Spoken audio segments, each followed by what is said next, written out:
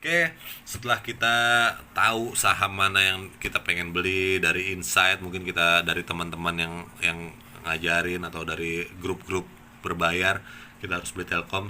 Selain kita tahu di sini saya udah jelasin masalah broker sumarinya, broker apa sih yang udah masuk di saham itu. Terus kita juga ngelihat chartingnya, kita lihat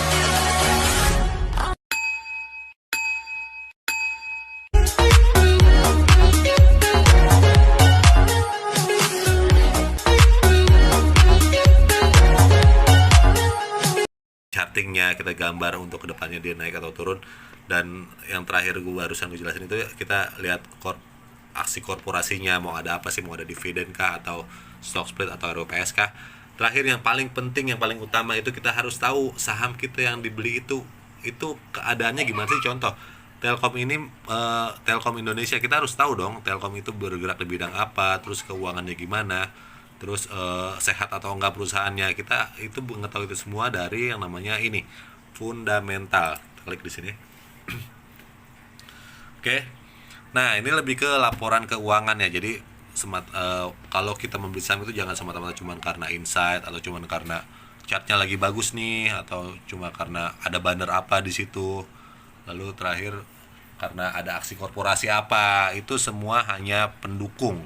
Menurut saya pribadi, untuk membeli saham itu kita harus tahu dulu paling utama. Tapi di sini saya jelasin paling terakhir ya, karena saya mau menitik beratkan di sini.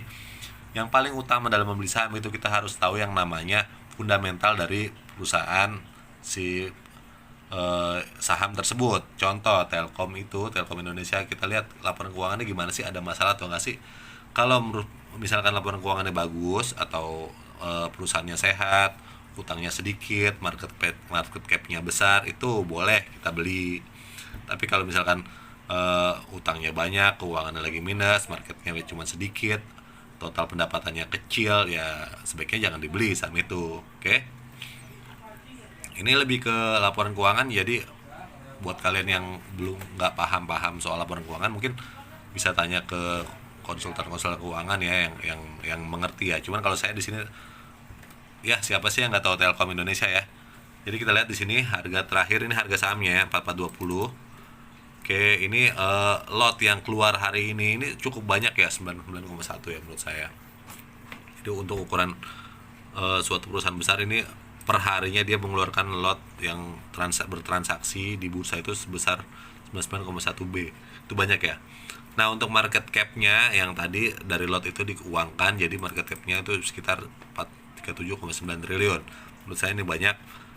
Lalu ini asetnya kita bisa lihat di sini, ini cash flow-nya, terus peminjaman ini segala macam, terus equity-nya dan pendapatannya, revenue-nya di segini, berat kotornya, pendapatan kotornya, profit gross-nya, lalu profit net-nya segini, lalu ada PER. Ini lebih ke laporan keuangannya, rule apa nih, ROA-nya segala macam.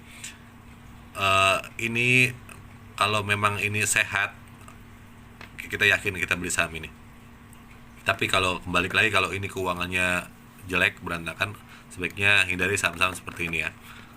Jadi saya cuma ambil contoh di saham yang bagus ya. Jadi kalau kita lihat saham-saham yang jelek atau yang itu, kita di sini bisa kelihatan merah-merah mungkin ya laporan keuangannya. Tapi karena ini Telkom, ini sebenarnya oke buat dibeli.